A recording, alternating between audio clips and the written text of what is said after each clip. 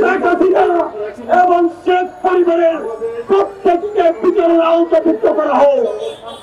আজকের এই অনুষ্ঠান কর্মসূচির মাধ্যমে আমরা জানান দিতে চাই, আমরা দাবি করতে চাই, এই অন্তর্বর্তীকালীন সরকার আমাদের সেই দৃষ্টি আকর্ষণ করবে ইনশাআল্লাহ, এবং এর মাধ্যমে সব করানো যাবে এবং সেই সাথে রাষ্ট্রীয় প্রতিষ্ঠানকে তারা ধ্বংস করেছে, নিষ্ঠ করেছে, দলীয়করণ করেছে, আওয়ামী লীগকরণ করেছিল। সেই জন্য প্রত্যেকটা রাষ্ট্র প্রতিষ্ঠানকে এবং সংস্কার করতে হবে। সেই সংস্কারের দাবিতে ছাত্র আন্দোলন প্রতি মুহূর্তে রাজপথে থেকে কাজ করছে। এদেশে গত 2018 সালে সাধারণ শিক্ষার্থীরা রাষ্ট্র মেরামতের যে ডাক দিয়েছিল, সেই ডাকে এদেশের সাধারণ ছাত্র ছাত্রীরা মাঠে ফেটে পড়েছিল। তাই বলতে চাই, আমরা যদি আমাদের দেশকে এগিয়ে নিতে চাই, ষড়যন্ত্রগুলো থেকে মোকাবেলা করতে চাই, দেশীয় আন্তর্জাতিক যে ষড়যন্ত্র করছেন আওয়ামী লীগ সরকার, তাদের বিরুদ্ধে আমরা একসাথে হয়ে রাজপথে আছি। আমরা আজকের এই অবস্থান কর্মসূচির মাধ্যমে বিচারের দাবির পাশাপাশি এই ফ্যাসিস্ট আওয়ামী লীগকে, যুবলীগ, ছাত্রলীগ সহ যত তাদের অঙ্গ সংগঠন ছিল সবগুলোকে নিষিদ্ধ করার দাবি করছি।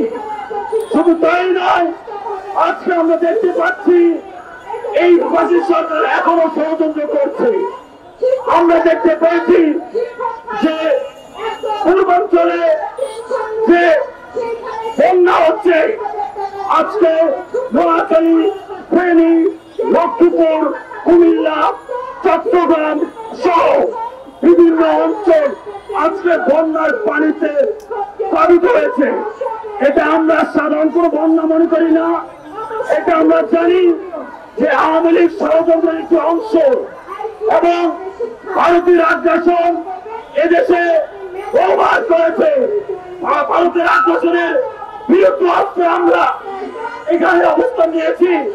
আমরা বুঝে যেন নিতে চাই, বাংলাদেশ একটি স্বাধীন জাতি, স্বাধীন রাষ্ট্র। এদেশের মানুষ, ছাত্র জনতা যে কোনো অধিকার আদায়ের জন্য সবসময় রাজপথে থেকে সরব থাকবে, রাষ্ট্র মেরামতের কাজ করবে। এদেশে সরকারের কাজে এই মুহূর্তে ছাত্ররা সকল জায়গায় অবস্থান করেছে। ছাত্র আন্দোলনের নেতৃবৃন্দকে আহ্বান করব আজকের এই সমাবেশের মাধ্যমে যে আমাদের ওই অঞ্চলে, বিশেষ করে চট্টগ্রাম বিভাগের নোয়াখালী, কুমিল্লা, ফেনী, লক্ষ্মীপুর সহ সেখানে আমাদের নেতাকর্মী আছে, সবাই এই গণতন্ত্রের পাশে দাঁড়াবে এবং ইতিমধ্যে সেই কাজ ছাত্রদল নেতাকর্মীরা শুরু করে দিয়েছে। এবং আমি আজকে এই প্রকৃতি আহ্বান জানাবো যাতে সবাই এই সাধারণ এই যে বন্য অবস্থা তা উত্তম ভবন না হওয়া পর্যন্ত সকল নেতৃবৃন্দ সজাগশীল থাকবেন। এবং আমরা বৈষম্য বিরোধী ছাত্রদলের পক্ষ থেকে সেখানে কাজ করছি, আমরা কাজ করছি সর্বদলীয় ছাত্রলীগের পক্ষ থেকে, এবং সর্বদলীয় ছাত্রলীগের পক্ষ থেকে অতি শীঘ্রই আমরা আরো জোরালো পদক্ষেপ নিব বলে ইতিমধ্যে আমরা সিদ্ধান্ত করে ধরেছি। তো আমরা বলতে চাই, এই রাষ্ট্র আমাদের, এই দেশ আমাদের, এটা গড়ার দায়িত্ব আমাদের। আমরা সংস্কারের লিপ্ত আছি এবং এটা সংস্কার করে স্বাধীন একটি রাষ্ট্রকে পরিপূর্ণতা দিয়েই আমরা ইনশাল্লাহ অবস্থান করবো আমাদের দেশে। ধন্যবাদ সবাইকে। জয় বাংলাদেশ।